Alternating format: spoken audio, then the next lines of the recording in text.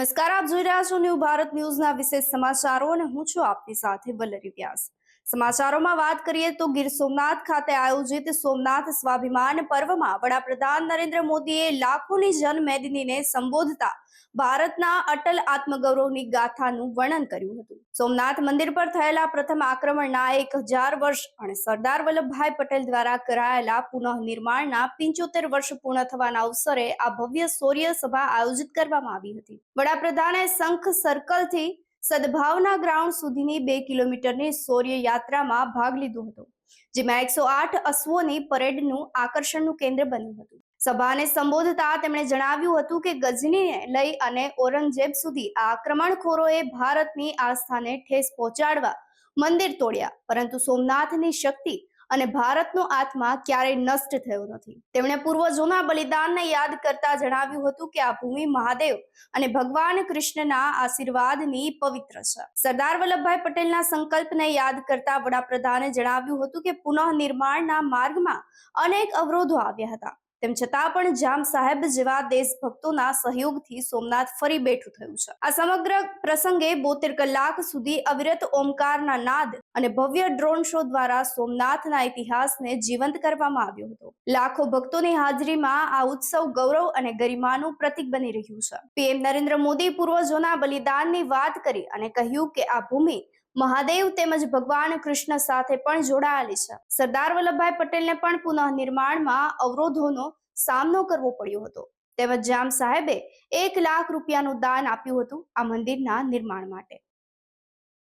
સમાચારોમાં આગળ વાત કરીએ તો રાજકોટના આંગણે આજથી વાઇબ્રન્ટ ગુજરાત રિજનલ સમિટનો વડાપ્રધાન નરેન્દ્ર મોદીના હસ્તે ભવ્ય પ્રારંભ થયો છે। આ અવસરે દેશ વિદેશના અગ્રણી ઉદ્યોગપતિઓની હાજરીએ રાજકોટને વૈશ્વિક બિઝનેસ મેપ પર અંકિત કર્યું છે। સમિટમાં મુખ્યમંત્રી ભૂપેન્દ્ર પટેલ અને હર્ષ સંઘવી સહિતના મહાનુભાવો પણ ઉપસ્થિત રહ્યા હતા। સમિટનું મુખ્ય આકર્ષણ રિલાયન્સ ઇન્ડસ્ટ્રીઝના ચેરમેન મુકેશ અંબાણી બન્યા હતા। તેમણે જામનગરમાં ભારતનું સૌથી મોટું આર્ટિફિશિયલ ઇન્ટેલિજન્સ ડેટા સેન્ટર સ્થાપિત કરવાની ઐતિહાસિક જાહેરાત કરી છે। અંબાણીએ જણાવ્યું હતું કે અગાઉ 5 વર્ષમાં રિલાયન્સનું ગુજરાતમાં 7 લાખ કરોડ રૂપિયાનું જંગી રોકાણ કરશે, તો જીઓ દ્વારા એક એવું પ્લેટફોર્મ લોન્ચ કરવામાં આવશે જે દરેક નાગરિકને પોતાની ભાષામાં AI સેવાનો લાભ આપશે। આ આયોજન વિશ્વના 40 દેશોના 350 થી વધુ પ્રતિનિધિઓએ ભાગ લીધો હતો।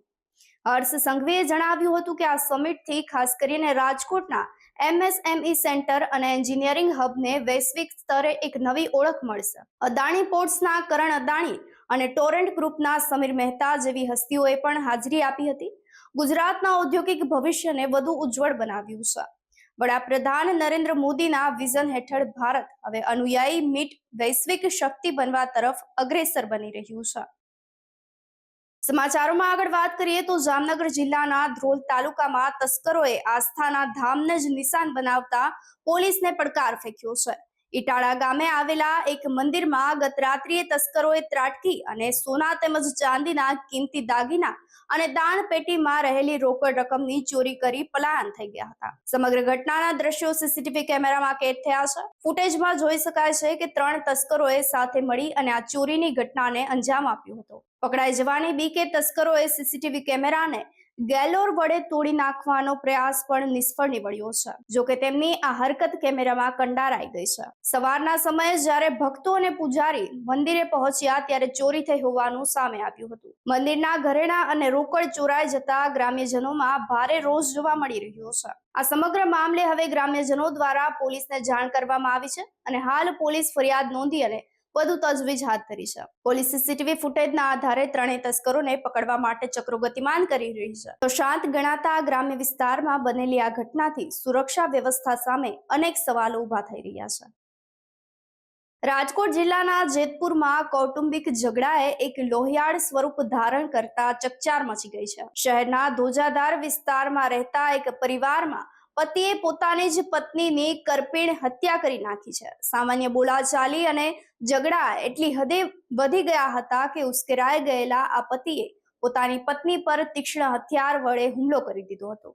મળતી માહિતી અનુસાર પતિ અને પત્ની બંને પોતાની દીકરીના ઘરે આવ્યા હતા અને ત્યાં કોઈ કારણોસર દંપતી વચ્ચે ઉગ્ર ઝઘડો થયો હતો અને આવેશમાં આવી જઈ અને આ પતિએ પોતાની પત્ની પર ગોરકી બહેન ઉર્ફ રેખા બહેન પર છરી વડે હુમલો કરી દીધો હતો, જેના કારણે તેમનું કરુણ મોત નીપજ્યું હતું। આ લોહિયાળ ખેલ દરમિયાન પિતાના હુમલાથી માતાને બચાવવા વચ્ચે પડેલી દીકરી રીતુ પણ પોતે જ છે હાલ પિતાએ હુમલો કર્યો હતો તેમાં ઈજાગ્રસ્ત બની છે અને ગંભીર રીતે ઈજાગ્રસ્ત બનેલી આ દીકરીને હાલ તાત્કાલિક જેતપુરની સરકારી હોસ્પિટલ ખાતે સારવાર માટે ખસેડવામાં આવી છે, પરંતુ સ્થિતિ વધુ નાજુક જણાતા તેને વધુ સારવાર માટે જુનાગઢ સિવિલ હોસ્પિટલ ખાતે રિફર કરવામાં આવી છે। ઘટનાની જાણ થતાં જ જેતપુર સિટી પોલીસનો કાફલો જે છે તે ઘટના સ્થળ પર દોડી ગયો હતો। પોલીસે મૃતદેહને પીએમ માટે મોકલી આપી વધુ તપાસ હાથ ધરી છે। હત્યારા પતિ વિરુદ્ધ કાયદેસરની કાર્યવાહી હાથ ધરવામાં આવી છે।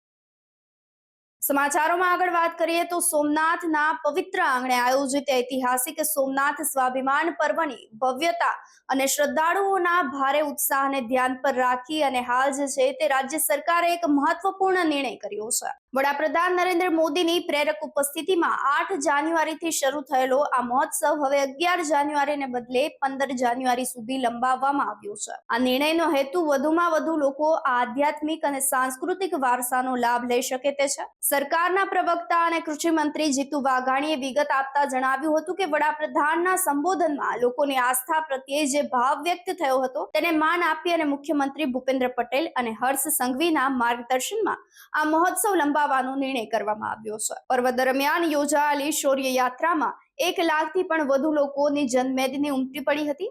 આ પર્વના મુખ્ય આકર્ષણમાં લગભગ 72 કલાકનો અખંડ ઓમકાર નાદ, 3000 ડ્રોન દ્વારા આકાશમાં સર્જાયેલા અદ્ભુત શો અને 108 અશ્વોનો શૌર્ય યાત્રાનો સમાવેશ થયો છે। હવે 15 જાન્યુઆરી સુધી શ્રદ્ધાળુઓ વિવિધ રાજ્યના કલાકારોની કૃતિઓ, પરંપરાગત સાંસ્કૃતિક કાર્યક્રમો અને રોશનીનો આનંદ માણી શકશે।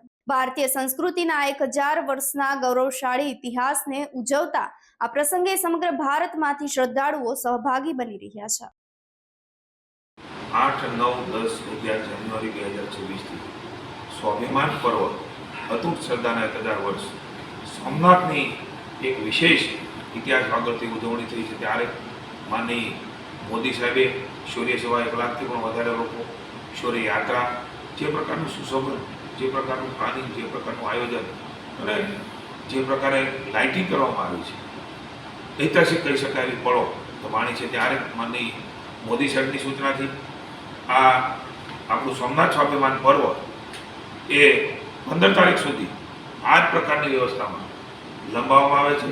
ન માત્ર વેરાવળ પણ સમગ્ર ભારતને, સમગ્ર દેશમાંથી સૌ સોમનાથ મહાદેવના ભક્તજનોની લાગણી હતી। આ લાગણી ધ્યાને રહીને રાજ્ય સરકાર માનની ભૂપેન્દ્રભાઈને, હર્ષભાઈના નેતૃત્વમાં ચાલતી સરકારે નિર્ણય કર્યો છે। હું સૌને વિનંતી કરું છું, અદ્ભુત કહી શકાય એવા માહોલમાં સાંસ્કૃતિક કાર્યક્રમ થશે, લોક ડાયરા થશે, ભાઈ રાજદાન ગઢવી, મયુર દેવ, વિવિધ કલાકારો તો 15 તારીખ સુધી આવવાના છે।